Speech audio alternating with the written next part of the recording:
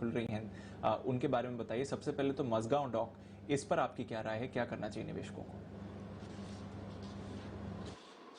इसके लिए तो दीप ऐसा है ना, आप चाहें तो मैं आपको भी आधा दिन की छुट्टी दे सकता हूं, जाके आप आईपीओ में, इस आईपीओ में पैसा लगाएं। और मतलब ये मस्ट अप्लाई है, लगाना ही लगाना है, इसमें तो मतलब कोई सोचने की बात ही नहीं है, नो ब्रेनर है। मतलब बहुत दिनों बाद ऐसी कंपनी, ऐसी बैलेंस शीट, ऐसा बिजनेस आया जिसको देख पढ़कर मतलब ना आपको प्यार हो जाए। तो ये वीकेंड पे मैंने मतलब कम से कम है ना, मैंने इसका नोट 1-1.5 घंटे पढ़ा, एक बार 2 बार पढ़ा, और मजा आ गया पढ़ के कि ऐसी अच्छी कंपनी मार्केट में आ रही है। पैसा डबल है, लिस्टिंग पे पैसा डबल है दीप। और मतलब देखिए सबसे बढ़िया बात क्या है, इतनी बेहतरीन कंपनी और इतने बेहतरीन वैल्यूएशन पे। पहले मैं थोड़ी थोड़ी अच्छी अच्छी चीजें, मैं बहुत सारी हैं इसमें बताना चाहता हूँ। पहली चीज तो ये दीप कि आपको रिटेल कैटेगरी में पैसा लगाना है, ठीक है। रिटेल कैटेगरी में आपको सिंगल लॉट के लिए लगाना है 103 शेयर का, ठीक है, 103 शेयर का सिंगल लॉट, इसके लिए आप पैसा लगाइए। पहली चीज क्यों पसंद है, पहली चीज तो पसंद इसलिए कि वैल्यूएशंस बहुत बहुत बहुत आकर्षक है। देखिए प्राइस टू बुक वैल्यू 1 से कम है, प्राइस मल्टीपल इसका प्राइस टू अर्निंग 4.5 के आसपास है। कोचिन शिपयार्ड और गार्डन रीच शिप बिल्डर से कंपेयर करें, एकदम एग्जैक्ट कंपेरेबल नहीं है, फिर भी उन्हीं से आप कंपेयर कर सकते हो। उनके मुकाबले में लगभग आधे वैल्यूएशन पे ट्रेड कर रहा है। मार्केट कैप टू सेल्स आधी है, सेल्स के बराबर भी मार्केट कैप नहीं है। डिविडेंड यील्ड आईपीओ प्राइस पे 7.5% है, ठीक है।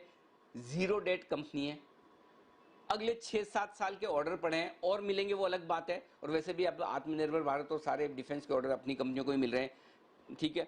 जीरो डेट कंपनी है, ये कैश है, उल्टा ऑर्डर बुक फर्स्ट क्लास है। मतलब और क्या चाहिए, मैं ये कहूंगा कि ये एक ऐसा आईपीओ है जहां पर आप एफडी का पैसा भी इस आईपीओ में डालें ना तो मजा आ जाए। अब दिक्कत एक ही है इसमें दीप के, इतना बोलने के बाद भरेगा बहुत ज्यादा। तो अब अलॉटमेंट आपको मिले ना मिले वो तो मेरे हाथ में नहीं, मेरे हाथ में ये कि आप आईपीओ में एप्लीकेशन लगाएं और दुआ करें, प्रार्थना करें भगवान से कि भाई अलॉटमेंट लगा दे जिस जिसको मिलेंगे। मुझे लगता है कम से कम ये दुगुना तो लिस्ट होना चाहिए। ये इस प्राइस पे तो 145 तो बनता ही नहीं, इसका भाव कम से कम 300 तो बनता ही बनता है कम से कम। तो मैं बहुत बहुत बहुत एक्सट्रीमली बुलिश हूँ इस आईपीओ पे। बहुत ही बेहतरीन कंपनी है, बहुत ही स्ट्रॉन्ग आउटलुक है इसका, और बहुत ही बढ़िया वैल्यूएशंस पर आ रहा है। सबसे बढ़िया चीज ये है। और ये ऐसी कंपनी, मैं फिर से एक बार कहूंगा दीप, ऐसी एक बहुत बढ़िया कंपनी आई थी आईआरसीटीसी। तब मैंने रेल मंत्री जी से दरख्वास्त की थी कि प्लीज इस तरह के आईपीओ ना आप किसी फंड को मत दीजिए, इस तरह के आईपीओ सिर्फ और सिर्फ हिंदुस्तान के रिटेल इन्वेस्टर को दीजिए।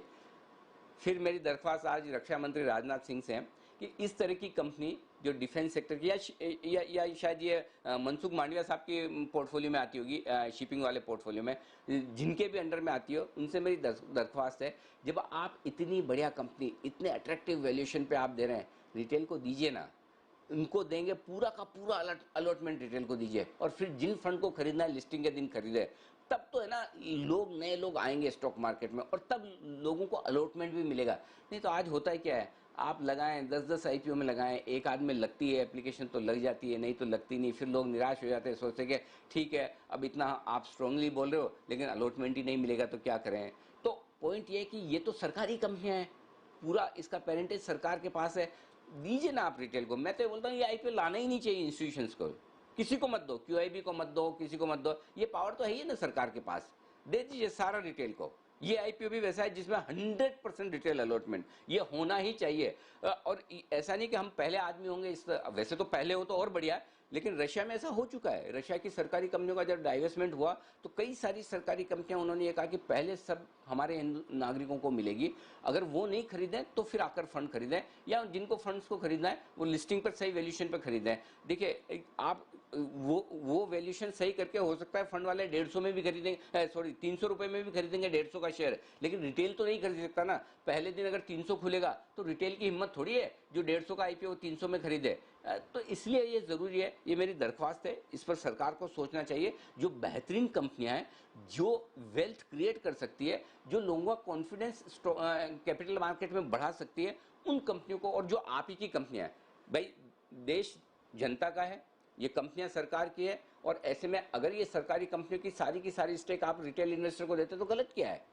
सिंपल, क्यों है फॉरेन इन्वेस्टर्स को देना है? अच्छा, म्यूचुअल फंड को दे रहे हो तो भी इनडायरेक्टली रिटेल का है, तो डायरेक्टली दे दीजिए, लोग खुश होंगे, मार्केट में फिर से आएंगे। तो प्लीज इस तरह की कंपनियों को तो जरूर जरूर मुझे लगता है सरकार को सिर्फ और सिर्फ रिटेल को देना चाहिए। जी जी।